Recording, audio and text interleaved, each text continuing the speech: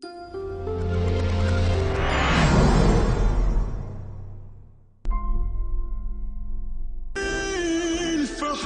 يقدر يمحي فينا صوت الكرامة. أنا أم الشهيد عمر فتحي الزنيني، أم الباشمهندس عمر فتحي الزنيني.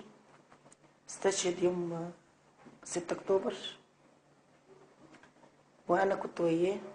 كنا مسيرة وأنا كنت وياه، وأنا شايفة الجيش والشرطة وهم بيضربوا فينا، والبلطجية ضربونا بأزايز. والعمارات اللي هي في شارع التحرير كلها كانت عليها بلطجية، وفتحوا لنا الزاويات عشان الناس تخش فيها ويحصرونا زي ما حصروا الناس في رمسيس.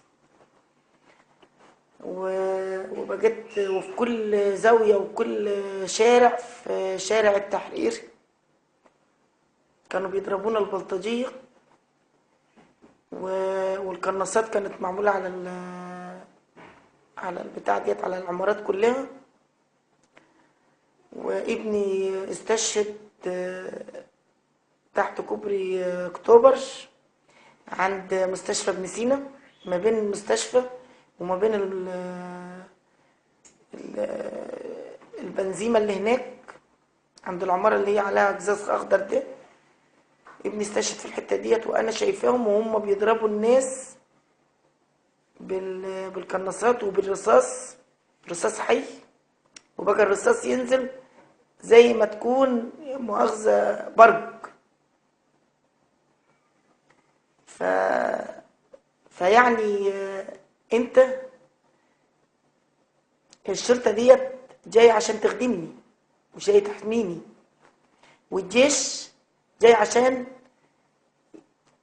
يحمي سكنات يعني الحدود بتاع البلد.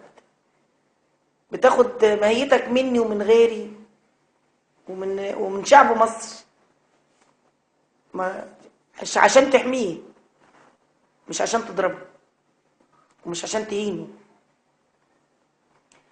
وبعدين احنا ما عملناش حاجه. هو الشهيد الله يتقبله شهيد من اول انقلاب. طبعا هو كان مؤيد الحج، وكان ملتزم، وكان محترم، ومهندس، يعني خدم ناس كتير، وما شاء الله عليه وعلى سيرته. وانا مش بشكر فيه عشان هو ابني، لا، انا لو وحش هقول عليه وحش، لاني انا طبيعتي ما بحبش الغش وما بحبش الكذب، بحب اقول الصراحه. ابني كان ملتزم وكان محترم وكان اخ، كان من الاخوان. وانا مهما اتكلم، ما يعني ده لو الاخوان كلها، لو الناس كلها زي الاخوان اللي بيقول عليهم ارهابيين، كانت الدنيا كلها اتصلحت. وانا مش من الاخوان، بس انا بتكلم الجد. ابني كان مهندس، وكان مهندس فالح ومتخرج بقاله 5 سنين، بس جوزته وهو في الكليه عشان افرح به. اتجوز وهو في الكليه وخلف 4 عيال،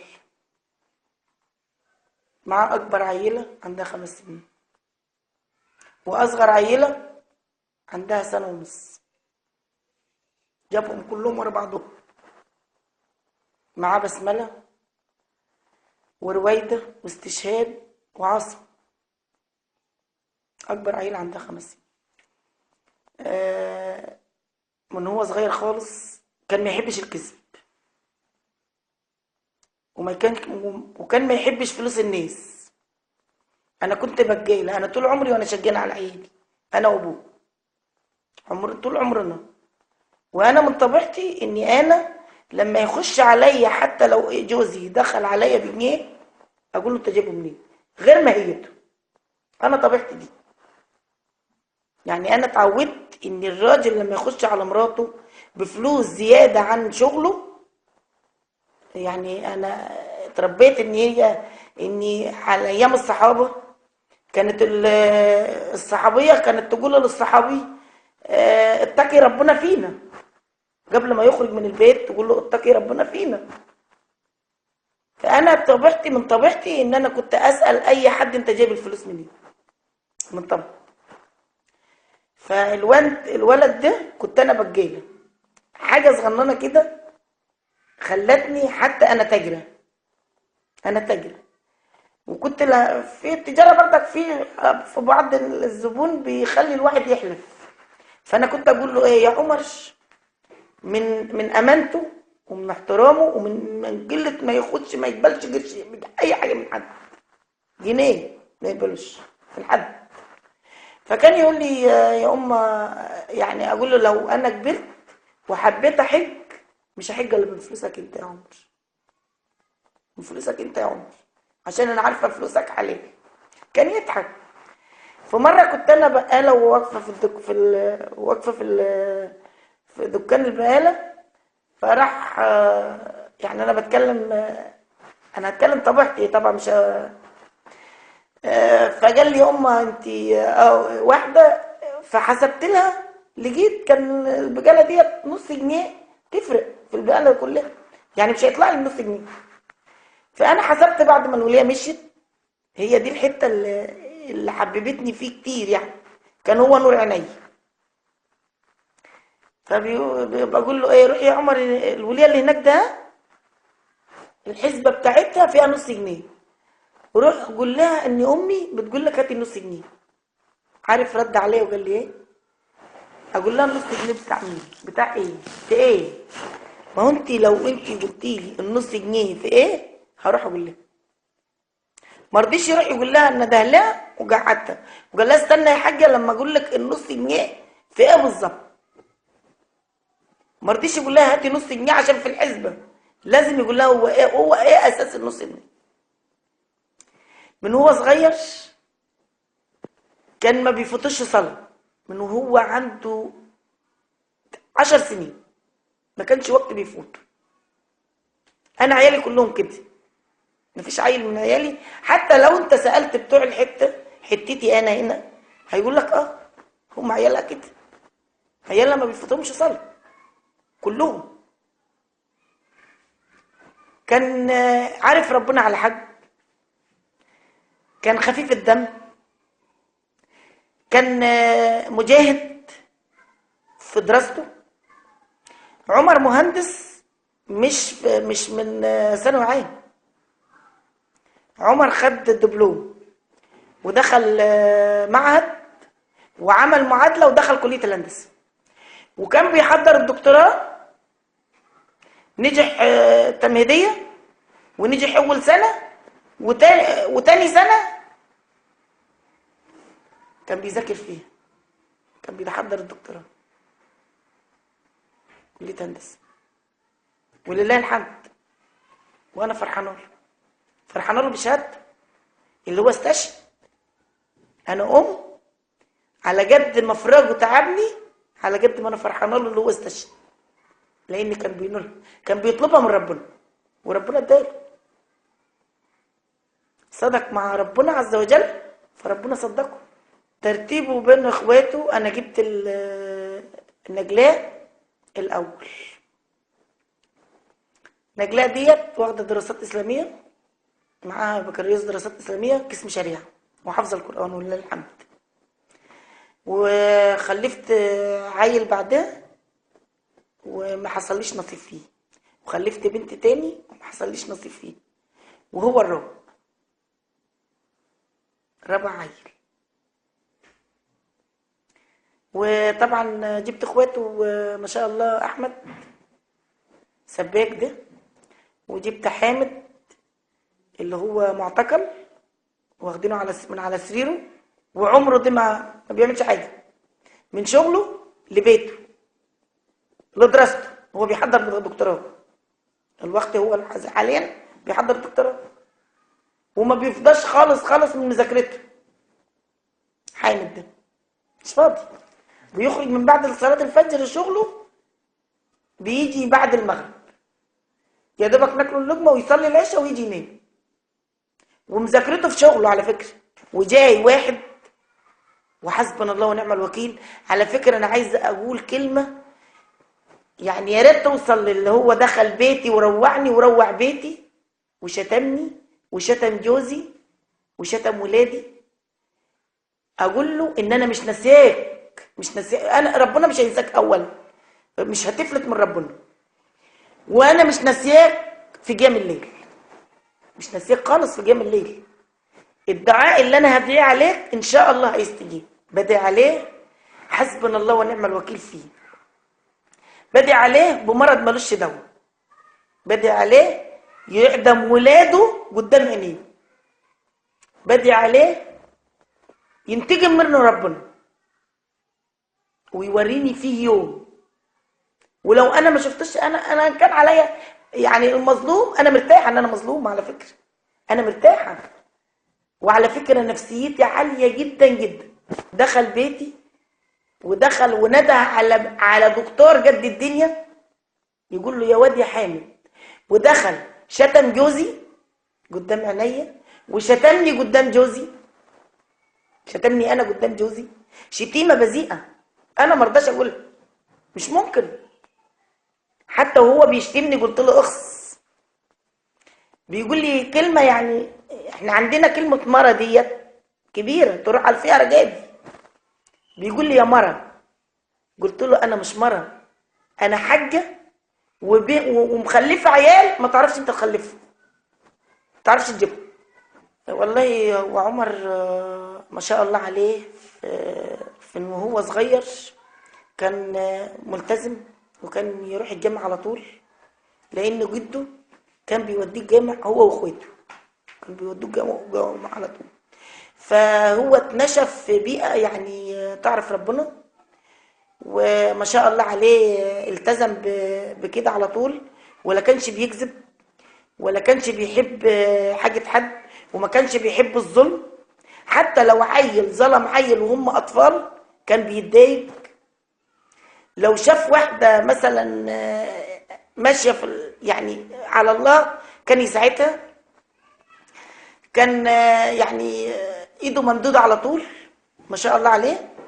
وكان بر بيا وبابوه، وكان ببر بمراته، وكان محترم مع مراته، وكان محترم مع اخواته، وكان ما بيزعلش حد خالص ما شاء الله عليه، وكان بيحب جيرانه، وكان بيصلة الرحم ديت على طول معاه. حتى يعني انا ممكن ان انا ازعل من اخويا ولا كده اليوم مثلا ما يكون مثلا لما تبع يعني هم يعني مثلا لما تكون واحد تبع السيسي مثلا، انا كنت بزعل منه، من اهلي كان هو يزورهم، وكان على طول صلة الرحمة على طول، كان واخد يعني له يوم يروح يزور اهله كلهم، واهلي اهل ابوه واهلي لازم يروح كل جمعة، وكان يصلي العيد وما يخشش البيت عليا خالص، يزور كل اهل البعيد والقريب. واكتر موقف يعني مش ناسياه له خالص، ان يعيط عليا وانا رايحه اوضع في اخوه الصغير، اصغر عيل، بكى. هو كان كبير، كان في سنه في الدبلوم، وقال يا رب يما تيجي بالسلامه عشان احنا ما نقدروش نستغنى عنه. وهو كان يحبني جدا، وكان يحب ابوه جدا، وكان بر بينا قوي، يعني كان رحيم بينا، كان رحيم بينا فعلا. اما بيجي شهر رمضان ما شاء الله عليه كان يجيب المانجا ويجيب الحاجه يعني من غير انا ما اعرف، ويخش ويدخل ويقول له لمراته ما تقوليش لامي على حاجه عشان امي بتبقى تعبانه، كمان انا تاجره وملابس وحاجات من ديت. كان يقول لها امي تعبانه، ما تقوليش لامي على حاجه، لما تكوني عايزه حاجه قولي لي انا وانا اجيبها لك. وكان لما اخش انام يقول ما حدش يصح امي، ما حدش يجي ناحيه امي، خلي امي ترتاح شويه. يعني كان ما شاء الله عليه. الناس ما اقولكش بصراحه ربنا، يعني انا ما اقدرش احكم على ابني قد ما الناس تحكم عليه. يعني انت لو لفيت كرداسه بحالها وقلت مين الشهيد عمر، لو اي حد قال لك يعني يقول لك مين الشهيد عمر، مين هو الشهيد عمر. عشان كده يعني البلد جاي مع الحيلة. يعني على فكرة يعني لله الحمد، انا شايفة خير ان شاء الله يجي ان شاء الله، لان الناس بدأت تفوق خلاص. افتكر له نوبة طبعا كانوا بيجيبوا الانابيب وبيجيبوا السمك عشان يرحفوا على الناس عشان الغلا. بعد الثورة كانوا بيجيبوا الخضار، الاخوان كانوا بيجيبوا الخضار وبيجيبوا السمك يبيعوه رخيص للناس، يعني بيجيبوه بالجمله ويبيعوه للناس يعني عادي، ويحطوا كمان يعني يرهفوا عن الناس. وكانوا بيجيبوا الانابيب، ازمه الانابيب ساعه باسم عوده ديت كانت ازمه الانابيب جامده. كان هو مهندس ويروح يلم انابيب ويجيبها يفرقها على الناس. يقول لها يجيب الانابيب ويفرقها على الناس. الانبوبه كانت ب10 جنيه، انا اديته 3. الموقف اللي ما انساهلوش في حياتي، كانت مراته خابزه على الانبوبه ونقلت الانبوبه من على الفرن حطتها على الشعله يعني تطبخ عليها او البوتاجاز. فرحت انا جايله له ايه، انا مدياك 3 انابيب تملاهم لي. راح مفرقه، فضلت واحده، جت واحده قالت له يا حبيبي انا من السكان كمان، انا بقالي 3 ايام في شغلي وبقالي 3 ايام ما طبختش وما عنديش غيث، بقالي جمعه يا رب، بقالي جمعه مش عارفه 3 ايام او 4 ايام الله اعلم ما طبختش. فانا يعني انا عايزه انبوبه بس عشان ايه اطبخ عليها. راح واخد الانبوبه اللي هو هيشالي واداها له. فبقول له فين ال3 انابيب؟ قال لي انت عندك انبوبه مراتي خابزه النهارده وشالتها من على الفرن حطيتها على على البوتاجاز، يعني عندك عيشك يكفيكي والبتاع ديت والبوتاجاز يطبخ لك. فواحده ما طبختش اديتها له، ما رضيش يديها لي. وكنت اقول له بقى مهندس وتشيل الانبوبه على كتفك توديها للناس؟ قال لي المهندس انا مش مهندس عند نفسي، انا انا مهندس على ربنا، انا مش مهندس على ربنا، انا بشيلها لله.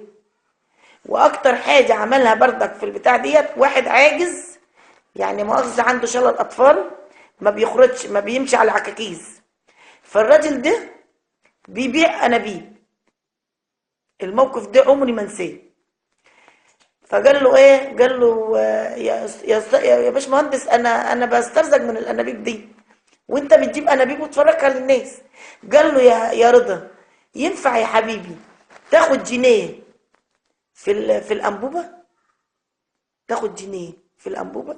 هجيب لك 100 انبوبه، انا اللي هجيبهم لك وانا اللي هحط لك المشال بتاعها واديهم لك، بس تاخد جنيه واحد في الانبوبه.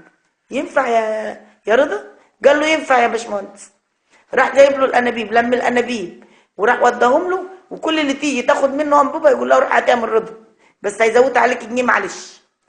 جت واحده زعجت قالت لي ازاي يا ام عمر عمر يجي ياخد الانابيب مننا ويروح يملاها ويروح يوديها للراجل التاجر يديها لنا؟ قلت لها ده جنيه. قالت لي طب انا مديها له 5 انابيب، انا مش هدي له 5 جنيه. راح مطلع ال5 جنيه من جيبه وقال لها خد يا خاله هانم ال5 جنيه هي الزياده في ال5 انابيب وما تزعليش، وراح مديها ال5 جنيه. ادي الباشمهندس عمر اللي قتلوه. هو عمره خلص، وربنا بيقول ونتخذ منكم شهداء، ومهما يعملوا. واحنا في ده الشرعي، احنا في ده الدين، ومكملين لاخر لحظه في حياتنا. اخر حوار على فكره انا بعيط، انا ما بعيطش عليه، انا بعيط بس في الغنيه وهو بيقول ودعت امي وقتها ومشيت بعيد، لان عمر ودعني يوم ما استشهد، لان هو مشي قبلي بشويه. اكتر لحظه ما بنساهاش خالص وعمري ما هنساها طول ما انا عايشه، وانا مكمله ان شاء الله عشان ديني الاول، ثم عشان خاطر دم ابني. مش هسيبه، مش هسيبه ابدا طول ما انا عايشه باذن الله. وبدعي من ربنا، بدعي ربنا عز وجل بالثبات، لاني انا مش في حكم نفسي، ده ربنا اللي بيسير كل شيء عز وجل. ابني نهار ما استشهد كان قاعد معايا وكان متشطف، يعني نزل الشطف في شقتي. فبقول له يا حبيبي انت ما شطفتش فوق ليه؟ قال لي يا امه انا نازل الشطف، كان صيف. فبقول له ايه؟ قال لي يما اصل السخان عندي عطلان. فبقول له طب يا حبيبي ده انا ولية عجوزه وبشطف بميه سخنه بميه بارده، ازاي انت عايز ميه سخنه؟ قال لي عشان اغسل جسمي كويس جدا، انا عايز انضف جسمي جوه. فقلت له عايز تنضف جسمك يا عمر؟ قال لي اه يا ام. كان واحد جايب لي له 400 جنيه، ال 400 جنيه دولت ما كانوش بتوعي. فبقول له ايه يا عمر، في 400 جنيه جاي لك، واحد جابهم لك وبيقول لي ال 400 جنيه دولت بتوع الباشمهندس. قال لي يا ال 400 جنيه دولت مش بتوعي. قلت له طب انا يا حبيبي مزنوقه في الجمعيه عايزه ادفعها. قال لي طب ادفعها يما. قال لي طب انت هتديهم لي امتى يما؟ قلت له بعد يوم الاثنين. قال لي خلاص خديهم يما لحد يوم الاثنين، بس امانه عليك يا ال 400 جنيه دولت توصليهم لاصحابها، عشان دول مش بتوعي. بس حتى وهو خارج بقول له انت ماشي يا حبيبي؟ قال لي اه يا ام. ابنه صغير عنده 2 سنين بيقول له بابا رايح فين؟ قال له رايح شغل، بس مش شغل فلوس، مش شغل فلوس. فرحت انا قلت له عمر. قال لي ايه يا ما رضيش يرجع لي تاني. فاخوه معاذ خارج ويراه، فبقول له ايه؟ قال لي احنا ماشيين يا عايزه حاجه؟ قلت لهم في حفظ الله بس يجددوا النيه. شاب